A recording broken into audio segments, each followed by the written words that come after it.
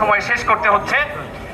সংগ্রামী ভাই বোনেরা, এই পর্যায়ে আপনাদের সামনে আজকের এই প্রতিবাদ এবং প্রতিরোধ দিবসে বক্তব্য রাখবেন ঢাকা মহানগর আওয়ামী লীগের আইন সম্পাদক এবং সুপ্রিম কোর্ট অঙ্গনে প্রত্যেকটি গণতান্ত্রিক আন্দোলনে যিনি বলিষ্ঠ ভূমিকা রাখেন, আমাদের অ্যাডভোকেট ডক্টর মোহাম্মদ জগলুল কবির।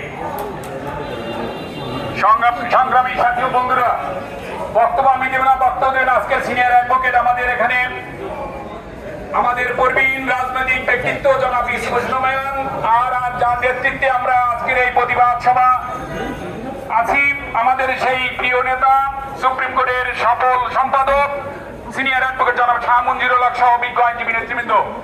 আপনারা নিশ্চয়ই জানেন কোন কারণে এই যে অস্থিতিশীল অবস্থা সৃষ্টি হয়েছে, আমরা সেটা খতিয়ে দেখতে চাই। আজকে যে একটা মামলা, ওখানে যে শুনানি হয়েছে, আমরা দেখেছি সেই মামলায় তারা কি চেয়েছে। তারা যে ইস্যুবিহীন যে বিষয়গুলি তারা উপস্থাপন করেছে, আমরা দেখলাম একটা গণকমিশন, যে তদন্ত কমিশন তারা একটা নিজেরা সৃষ্টি করেছে। কে? এই যে জাস্টিস মতিন সাহেব, সাবেক রাজাকারের সন্তান রাজাকার, তাকে বানিয়েছে চেয়ারম্যান, আর সেই মতিন সাহেবের ছেলে হচ্ছে পিটিশনার। আর সেখানে কয়েকজন রাষ্ট্রবিরোধী যারা আছে তারা সেই তদন্ত কমিশন সদস্য হয়েছে। এর অর্থ কি? এর অর্থ হচ্ছে যে ওই যে কোটা আন্দোলনের নামে তারা যে উস্কিয়ে দিয়েছে, সেটা একটা বহিঃপ্রকাশ। আমরা লক্ষ্য করেছি কোটা আন্দোলন ছাত্রদের পক্ষে ছিল আমাদের নেত্রী বঙ্গবন্ধুর কন্যা জননেত্রী শেখ হাসিনা। 18 সালে এই কোটার এইটা বাতিল করেছিল, কিন্তু তাদেরকে ছাত্রদেরকে ভুল বুঝিয়ে আমরা দেখেছি ওই রেজবি সাহেব টেলিফোনের তার বক্তব্য এসেছে, তিনি বলেছে লাশ ফেলাও আন্দোলন তুঙ্গ হবে। তারপরে ওই আমির খসরু মাহমুদ চৌধুরীর বক্তব্য শুনেছি, তিনি টেলিফোনে বলেছে যে তোমরা নেমে পড়ো, আগুন জ্বালাও, ভাঙচুর করো, সরকারকে বেকায়দা ফেলাও। আমরা তাই দেখেছি। এই উদ্দেশ্য নিয়ে তারা নেমেছে শুধু কোটা আন্দোলনের উপর ভর করে।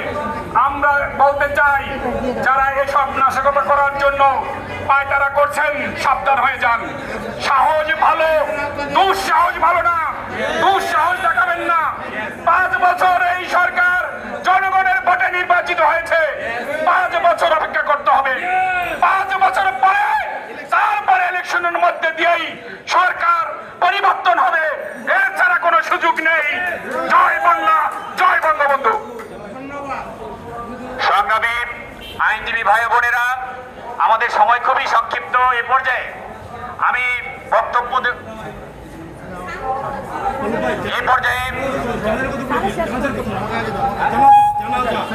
আমাদের 1:45 মিনিটে আমাদের এক বিজ্ঞ বন্ধু মৃত্যুবরণ করেছেন, ইন্নালিল্লাহি ওয়া ইন্না ইলাইহি রাজিউন। তার জানাজা অনুষ্ঠিত হবে, এই কারণে আমাদের সংক্ষিপ্ত সময় শেষ করতে হচ্ছে। সংগ্রামী আইনজীবী ভাই বোনেরা, এই পর্যায়ে আজকের এই